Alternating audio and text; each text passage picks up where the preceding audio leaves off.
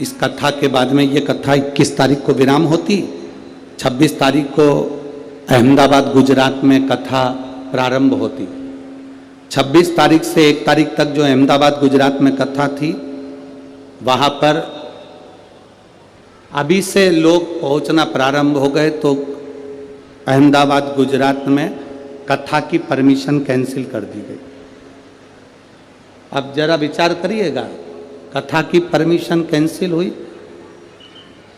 जो जजमान कथा लिए थे शर्मा जी बड़े दुखी हुए, कहा श्री और फोन करा कि गुरुजी से बोलना हमारी कथा कैंसिल हो गई है, अहमदाबाद की जो कथा थी वो कैंसिल हो गई।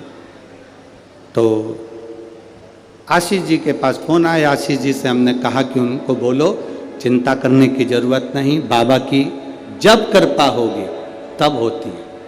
हो सकता है अभी तुम्हारी पुण्य की गुल्लक नहीं भराई होगी, इसलिए कथा नहीं हुई। जब पुण्य की गुल्लक भरा जाएगी तो ये कथा होगी, कभी योग लगेगा, जिसके भाग्य में होगी तहां मिलेगी। शिव कथा इतनी साधारण नहीं है।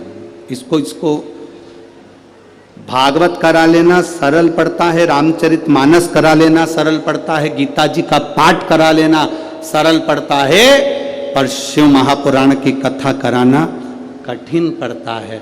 क्यों?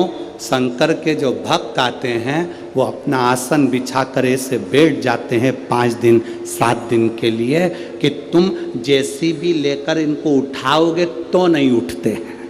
ये जहां बैठ गए तो बैठ गए। तुम कितना ही इनसे माथा बड़ी लो, कितना ही बोल लो, कितना ही।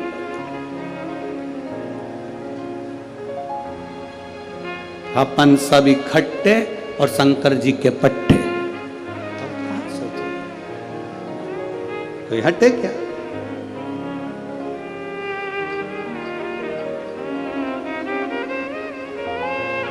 कोई कह रहा था नागपुर में जास्ती गर्दी आए।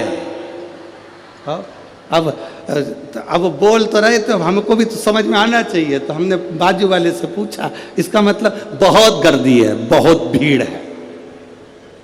तो हमने भी कह दिया फिर तो मजा आए। तो अब उसमें आनंद की अनुभूति तभी है। शिव तत्व को प्राप्त करना, शंकर को पाना सरल है क्या?